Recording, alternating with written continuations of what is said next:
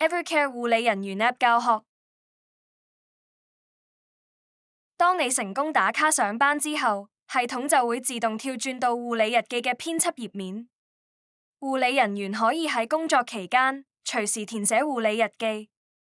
為咗簡化流程，喺照顧客人期間，請隨時填寫以下4個核心狀況：水分，根據客人嘅實際情況，填寫客人嘅水分攝取量；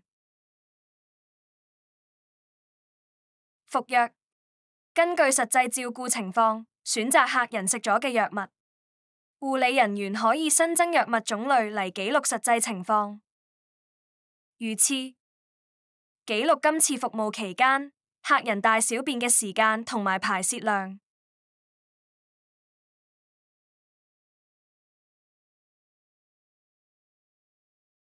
情緒，根據客人當時嘅情緒狀態嚟做記錄。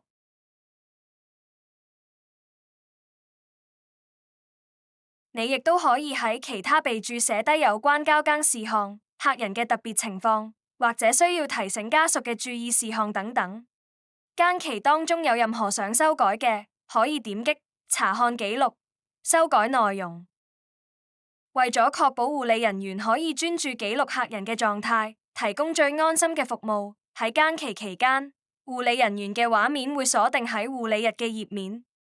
除咗確認更期嘅提示之外，將會暫時用唔到應用程式入面嘅其他功能。當服務時間結束，可以打卡下班嘅時候，你可以先瀏覽並修改填好嘅護理日記內容。系統會自動記錄每次嘅填寫時間，記得及時記錄以確保記錄更加準確。如果護理人員記錄咗需要特別注意嘅事項，例如出現吞嚥困難或者拒絕食藥等等，系統就會自動加上黃色嘅提醒標記，等大家一眼就睇到要注意嘅地方。確定冇問題之後，只需要點擊頁面下方嘅確認並打卡下班按鈕，就可以輕鬆完成下班手續。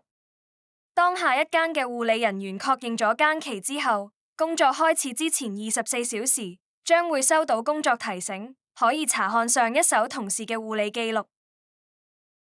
畫面會詳細顯示上一間同事喺服務期間記錄嘅水分、服藥、如廁同埋情緒狀態。如果見到黃色嘅提醒標記，就代表當中有特別嘅注意事項需要留意。點擊嗰個項目就可以查閱更詳細嘅內容。下一間同事要先勾選特別注意事項，以確認已知悉並為明天更期作準備。